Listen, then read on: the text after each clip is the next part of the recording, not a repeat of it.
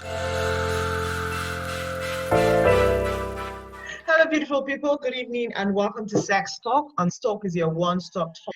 Yeah, what we do is we take you from wherever it is you're watching us right now to the wonderful world of sex. We get to have guests from different walks of life from time to time.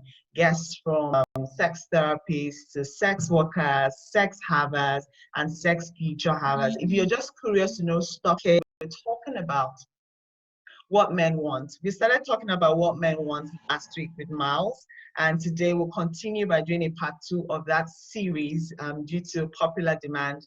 We are going to be talking about what men want part 2, and then we'll get to also talk about celibacy. What exactly is celibacy? What is allowed during celibacy, and what are off limits? And then we'll just go and venture a bit into body counts. Is it okay to let your partner know about how many people you've been with? Is it a good thing? Is it a bad thing? All the things we're going to be discussing on the show are the things that I just mentioned to you.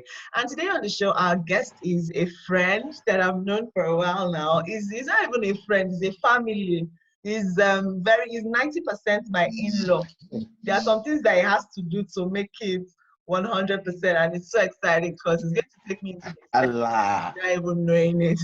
His name is Omotade Isaac. Hi Isaac, how are you doing? How you doing? I'm fine, thank you. I'm just everywhere, just blue in your house. Blue, my favorite color. So this is just exciting. I think, how have you been now? How is the lockdown treating you? Yeah, actually, I've been going to work from time to time. Ever since the lockdown, I've been going to work. The company which I work with, they are under essentials. Okay. So, Okay. Yeah. So now I want to be like, for every day that you go to work, you must have a face mask on as well as gloves and everything.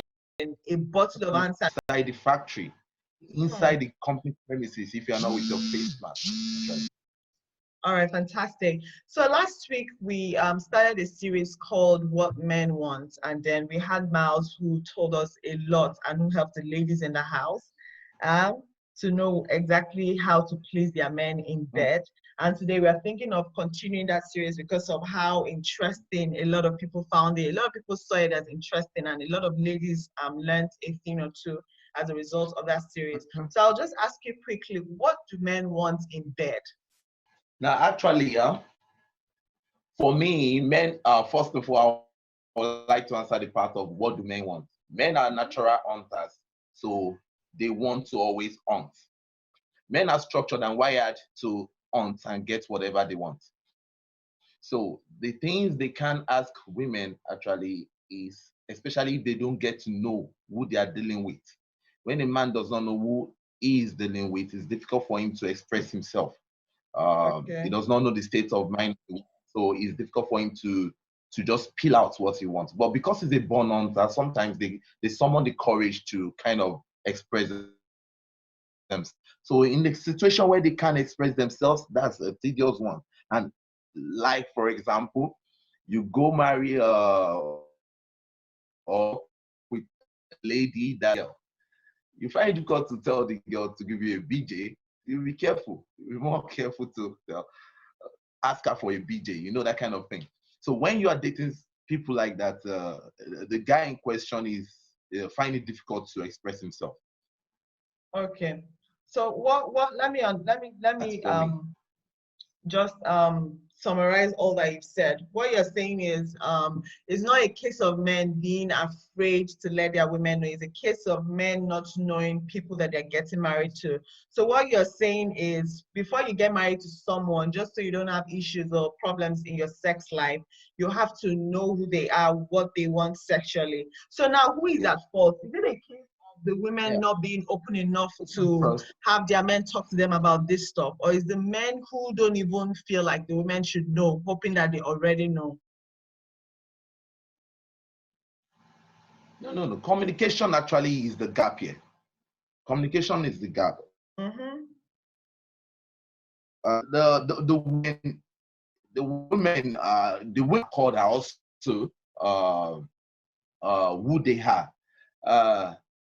When you get to know who you are dating, that I only use those two just to try to shape your communication gap and the kind of girl you're marrying. If I'm marrying you, I should know that it's you. It's you I'm marrying. I should understand you and be able to comprehend my way of life with your way of life. Yes, you guys would have to find a balance. All right, so let me ask you, let's go straight into you. What are Yes, those things exactly. that have you ever had this experience? Was there ever a time in your life where you were afraid to tell the woman in your life what you wanted sexually or what she wasn't doing right in bed? Yeah, at first, yes. I have to be frank. At first, yes. Oh God, it was a tedious one. Okay.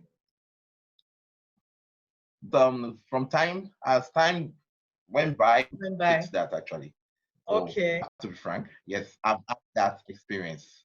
Okay, so I'm sure everyone has. So what I would like you to do by let's that Also, from you guys need, you have to find a way to marry both of your experiences. Like you have to marry both together to ensure that you guys yeah, achieve what you want to achieve in bed. So there was this time that I don't know, in my head I just had an idea